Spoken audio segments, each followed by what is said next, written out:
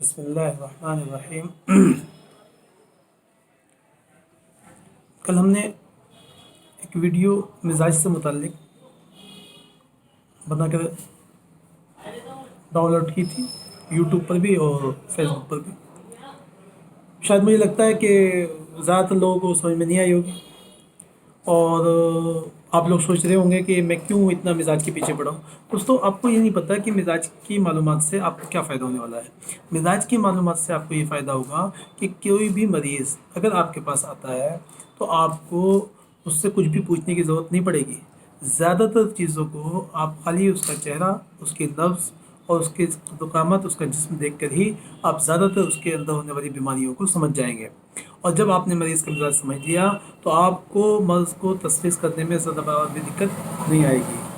آپ کا یہ سوال ہو سکتا ہے کہ آج کے اس دور میں، جب کہ ایلوپیتھک میں جو ٹیسٹنگ ہے پیتھولوجی لیب کی، اس نے سب کچھ بہت ہی باریکی کے ساتھ کلیئر کر دیا ہے، اور یہاں تک کہ اس نے وائرس اور مطلب جو جراثیمس اور ان کی شکلیں اور ان کے مطلب جو تعداد تک کی گن لی اور بتا دی ہے۔ تو ایسے میں خالی مزاج کی معلومات سے ہمیں کیا فائدہ ہونے والا ہے؟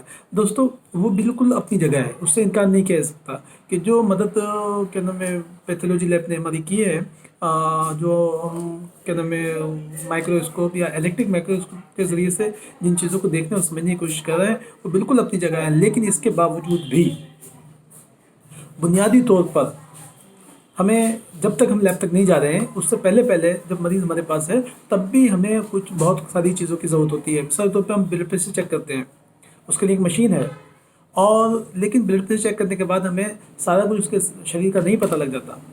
ایسے ہم اس کا بخار چیک کرتے ہیں، ہمارے پاس تھرمومیٹر موجود ہوتا ہے، لیکن اس کے باوجود بھی ہم سب کچھ اس کے جسم کے بارے میں نہیں پتہ لگتا۔ لیکن اگر ہمیں مزاج کا پتہ لگ جائے تو ہمیں بہت کچھ مریض کا پتہ لگ جاتا ہے۔ ایک تو بات ہو گئی ہے۔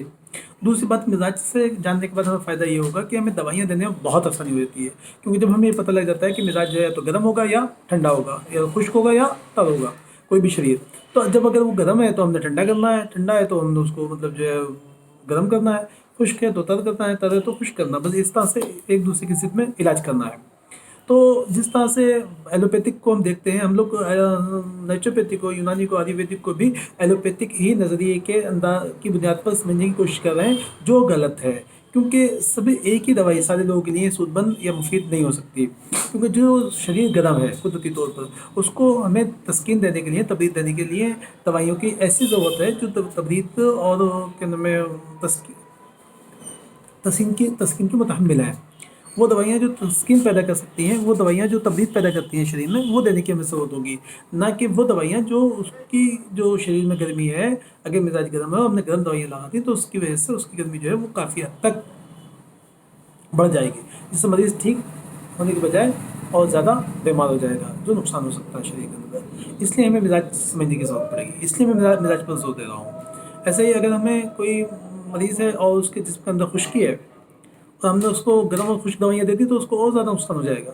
تو ایسی صورت میں ہمیں ایسی دوائیوں کی ضرورت ہوگی جو اس کے اندر تری پیدا کرے۔ تو بھی جن لوگوں کے ہم جب ٹیسٹ وغیرہ کرتے ہیں آج کے ٹائم میں، تو معلوم ہوتا ہے کہ اس کی شریر میں چربی بہت کم ہے، تو اس میں ہمیں ضرورت ہوتی ہے گھی اور روغن اور جو تیل ہے ان کو استعمال کرنے کی، جس کی وجہ سے وہ چربی بنی رہے۔ کچھ شریر میں چربی بہت زیادہ ہو جاتی ہے، تو ایسی صورت میں ہم چربی کو بند کر دیتے ہیں۔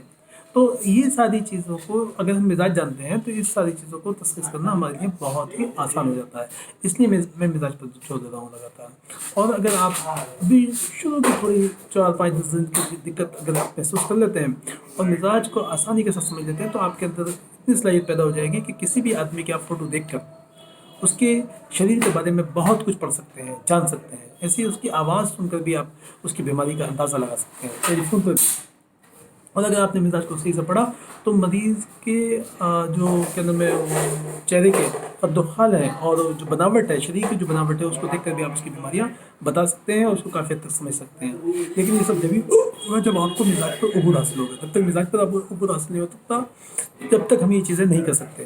جو آج لوگ بہت آسانی کے ساتھ کہہ دیتے ہیں کہ پہلے زمانے میں بہت بڑے حکیم صاحب تھے، وید جی تھے، اور وہ اس طرح سے بتا دیا کرتے تھے، اس کا ریزن یہی تھا کہ وہ مزاج پر عبور رکھتے تھے، مزاج کو جانتے تھے۔ تو ہمیں معلوم ہے کہ آج ہم نے ایک مریض کو دیکھا ہے اور اس کا مزاج थोड़ा गर्म है और उसने कोई ठंडी चीज़ दी है तो फिर उसका जो असर है उसके शरीर पर दिखेगा, कोई बड़ी बात नहीं होती थी। इसलिए ऐसी कोई आदमी है अगर उसको मिजाज मतलब जो है ठंडा है और उसने कोई गर्म चीज़ खाई है तो उसके चेहरे पर वो गर्मी दिखेगी, ये भी कोई बड़ी बात नहीं है। लेकिन क्योंकि इसके लिए हमें जो इस थ्योरी है मिजाज की, इसको कम्प्लीटली जानने और समझने की ज़रूरत है। लिहाजा मैं आपसे कोशिश करता हूँ, मैं कोशिश करूँगा कि मिजाज पर लगातार वीडियो बनाकर आपको भेजता रहूँ और आप उसको बारीकी से समझने की कोशिश करें। शुरू में दिक्कत आएगी कुछ दिन के लिए, लेकिन बाद में एक अच्छा वैध आचार्य और एक अच्छा मतलब जो है आपको कि मिलने से नहीं रोक सकता। ये मेरा दावा है आपके साथ।